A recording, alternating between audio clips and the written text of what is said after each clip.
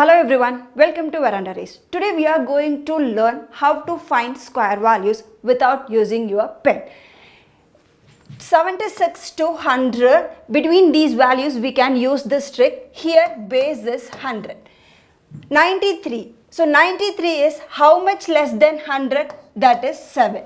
Just take these 7 square. 7 square is 49.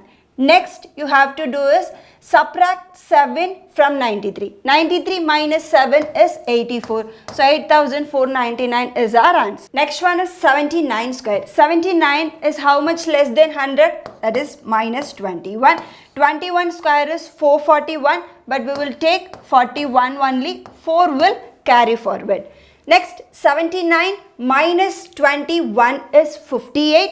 58 plus 4 will become 62. So 6241 is our answer, and comment your answer for the last one, that is 86 square.